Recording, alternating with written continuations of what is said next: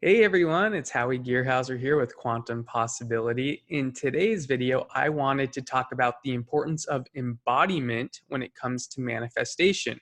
Now, I know a lot of us, we've read books like The Secret, and we get really into the law of attraction. And if I want something bad enough, it's going to come to me.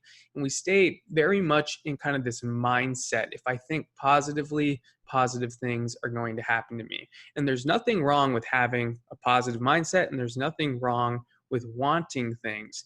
The issue, though, with manifestation is that it's really a state of being.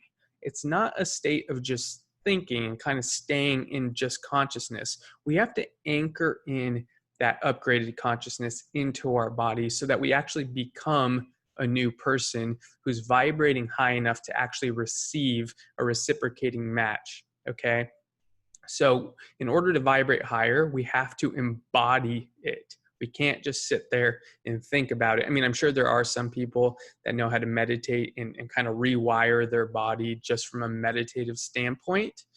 But for most of us, embodiment is going to be a faster path to manifestation. So, some examples of embodiment work are practices like yoga or breath work. Maybe you do the Wim Hof, or transcendental meditation or other forms of meditation that involve breath work can be really great embodiment techniques. Martial arts, ecstatic dance, qigong, etc. These are all embodiment techniques. There's one that I came across that has been really awesome for me, because I think with an embodiment practice, you need to find something that you can really stick with. That's why we call it a practice, right? So you want to find something that you really enjoy doing.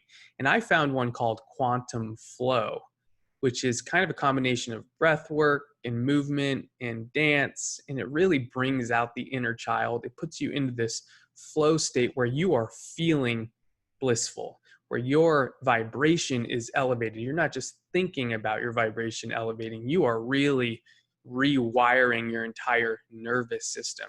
And that's the key. If we're going to anchor in high vibration, we have to rework those old patterns. We have to get our body moving. We have to get those stuck energies that normally reside in our core, and we need to transmute that into available energy that we can use to create a larger electromagnetic field around our body. Now, I know we've talked a lot about the mitochondria, which are the energy powerhouses of the cell. Well, the mitochondria spin really fast. And the faster they spin, the larger of an electromagnetic field they create.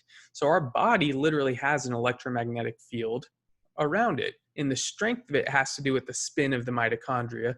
But the spin of the mitochondria is something that we need to embody. If we want that spin to increase really fast and get rid of the gunk that's slowing that spin down and keeping our vibration low, we're going to have to work through this energy that's been stuck. Because as we suppress emotions throughout our life, whether it's grief, anger, rage, other sorts of pain and trauma, and we don't acknowledge it, it kind of crystallizes within our nervous system, especially in where our organs are. So kind of like, the heart and below, essentially. So we get all of this energy stuck in here, and it really shapes our personality. It shapes our beliefs. It shapes our perception of the world. So if we don't release these energies and rewire this entire system, it's going to take much longer to manifest the things that we want. Now, we're always manifesting. It's not like, you're in a position of fear, you're not manifesting. It's like, no, if you live in fear, you will manifest. It'll just take a long time for that reality to come to you, because fear is a very weak vibrational frequency compared to joy. So if we can get ourselves into a joyful, carefree state, a state of flow, that's where we actually have our power. But we have to embody it. One thing I struggled with is I was way too much just into meditation. If I sit here and just do enough meditation, then everything's going to change. I'm going to manifest the life of my dreams. There's an important role for meditation, absolutely, and I still love to meditate, but we have to do the work to rewire.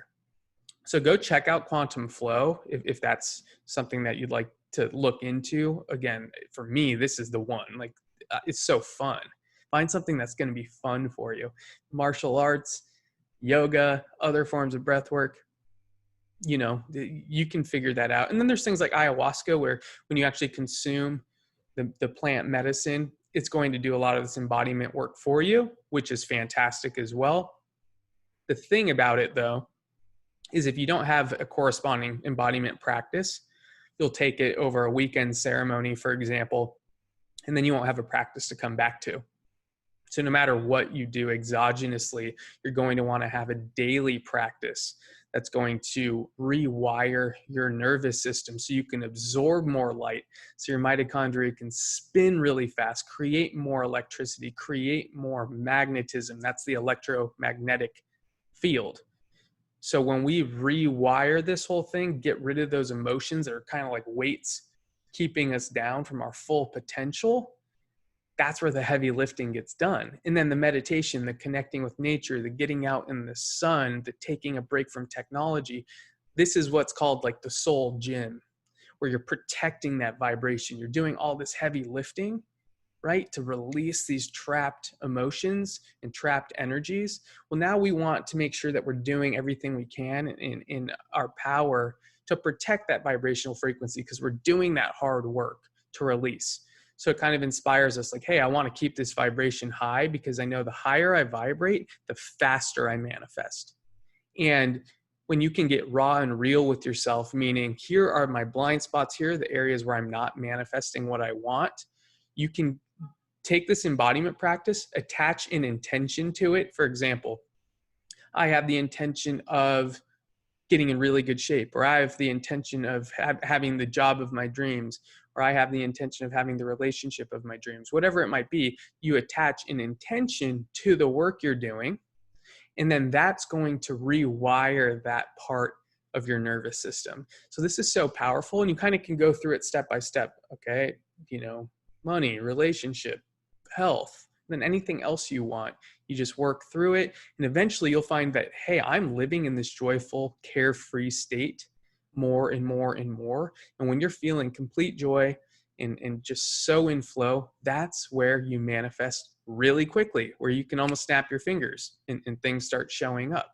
But we got to do the work of transmuting all of that trapped energy and turning it into energy that we can really harness to manifest the reality that we want.